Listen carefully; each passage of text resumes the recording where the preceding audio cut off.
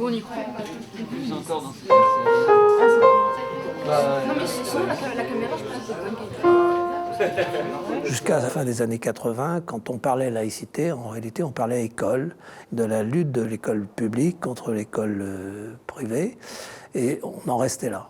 Et donc il y a eu tout un travail de réflexion pour essayer de sortir la question de la réflexion sur la laïcité de ce seul contexte pour la rétablir dans sa plénitude d'idées politiques qui est au cœur de notre manière de concevoir la vie en société, le vivre ensemble. Et donc ça nous a amené à développer un certain nombre d'initiatives, de formations, de rencontres, de colloques.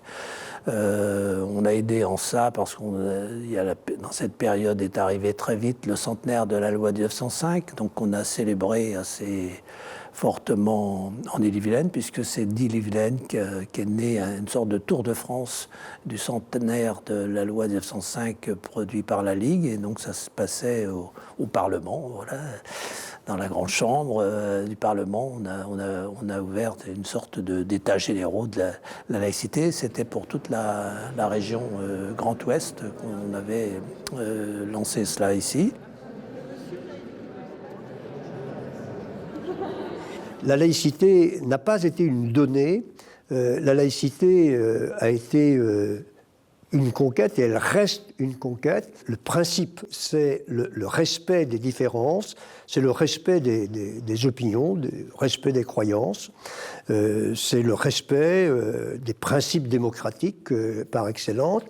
Mais il faut aussi que l'on recherche, lorsque l'on se réfère à la laïcité, à ce qui peut converger, à ce qui peut faire nation, à ce qui peut faire vivre ensemble et à ce qui peut nous permettre de bâtir ensemble. Parce que la laïcité, c'est aussi le passage de l'individuel au collectif et à l'universel. La laïcité a différentes définitions et c'est très heureux parce que s'il n'y avait qu'une définition, il n'y a pas de définition officielle de la laïcité, mais s'il n'y avait qu'une définition, on aurait peut-être des difficultés d'interprétation.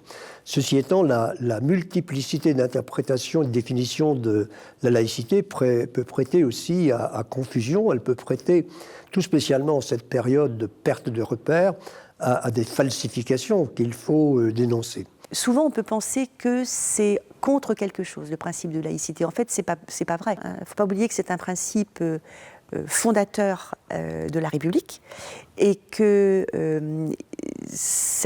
ce principe de laïcité permet d'accueillir et de recevoir toutes et tous, quelles que soient leurs croyances, quelle que soit leur religion, etc. Donc c'est une laïcité qui rassemble et qui est très ouverte de la manière dont on souhaite et on la fait vivre, bien évidemment. On n'en fait pas une question d'identité. C'est-à-dire que la laïcité est un principe et non pas une valeur.